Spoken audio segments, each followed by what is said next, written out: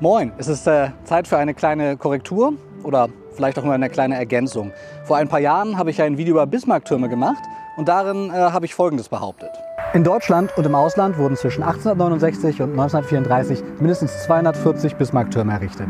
Und technisch stimmt das. In diesem Zeitraum wurden mindestens so viele Bismarcktürme errichtet. Aber was man natürlich versteht, wenn man diesen Satz hört, ist, dass danach auch nie wieder jemand auf eine so abstruse Idee gekommen ist, wie einen Bismarckturm zu errichten. Und das ist auch, was ich gemeint habe. Am Ende des Ersten Weltkriegs war vielen Städten die Lust am Bismarckturmbauen vergangen. Viele der Bismarcktürme wurden irgendwann auch umbenannt, insbesondere in der DDR. In Erfurt oder hier in Weinböhler wurde aus dem Bismarckturm der Friedensturm. In Greifswald wurde der Turm von 1960 bis 1991 zum Olympiaturm. Und dann wäre da noch dieser Satz, der es nicht ins finale Video geschafft hat. Zum Zeitpunkt der Aufzeichnung dieses Videos wurde der letzte Bismarckturm 1934 in Soest eröffnet. Und das Ganze stimmte auch, zumindest bis vor kurzem. Ich bin in Wernigerode in Sachsen-Anhalt, um den neuesten Bismarckturm zu sehen.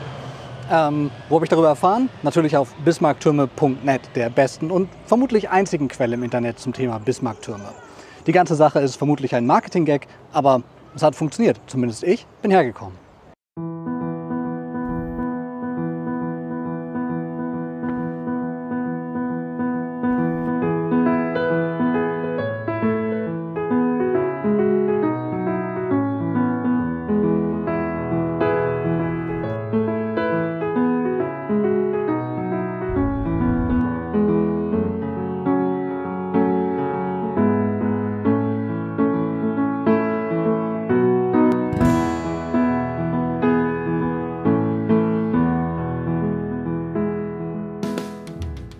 Die berechtigte Frage lautet also, wer würde ernsthaft im 21. Jahrhundert noch etwas nach Bismarck benennen wollen?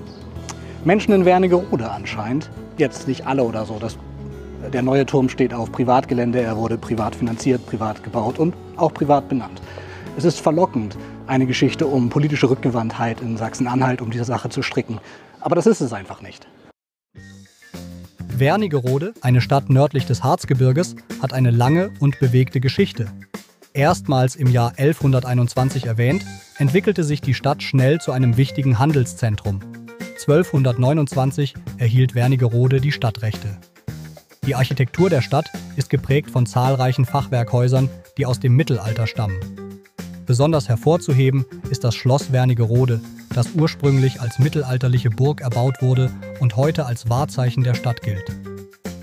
Im 19. Jahrhundert führte der Anschluss an das Eisenbahnnetz zu einem wirtschaftlichen Aufschwung. Wernigerode wurde ein beliebtes Ziel für Reisende, besonders für Künstler und Naturfreunde, die die Umgebung des Harzes erkundeten. Mit der deutschen Teilung nach dem Zweiten Weltkrieg lag Wernigerode in der sowjetischen Besatzungszone und wurde später Teil der DDR. In dieser Zeit erlebte die Stadt eine verstärkte Industrialisierung. Wernigerode war bekannt für seine Maschinenbauindustrie und andere Produktionsbetriebe, die in das staatliche Wirtschaftssystem der DDR integriert waren. Nach der Wiedervereinigung Deutschlands begann für Wernigerode ein Umbruch.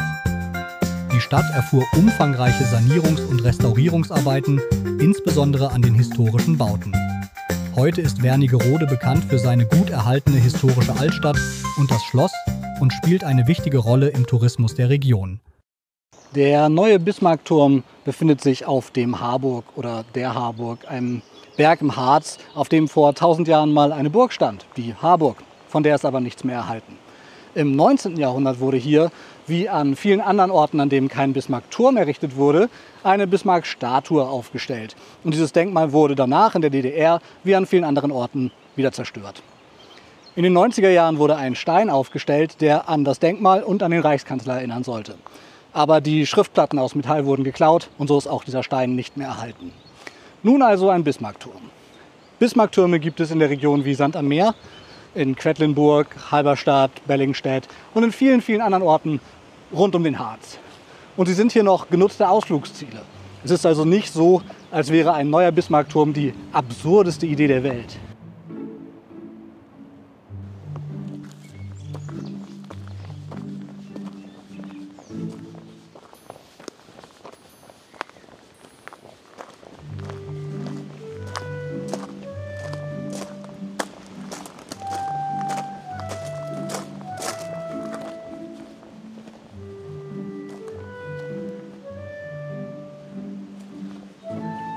Das ist er also, der neue Bismarckturm. Ein wenige Meter hohes Gerüst aus Holz und Metall, das jetzt also an den Reichskanzler, die geschliffene Statue und die verschwundenen Metallplatten erinnern soll. Und natürlich sich in den Gesamtkomplex Bismarcktürme einfügt. Eine ziemlich große Aufgabe für ein paar Holzstäbe.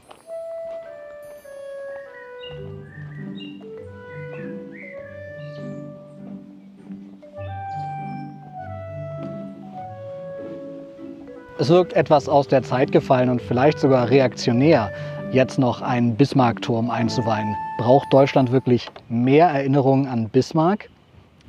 Gleichzeitig lassen wir die Kirche vielleicht auch im Dorf.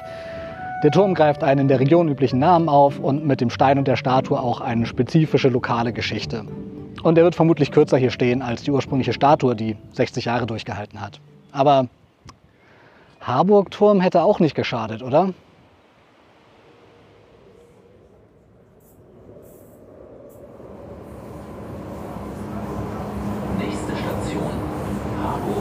Übergang zur S5 sowie zur Regional- und Fernverkehr.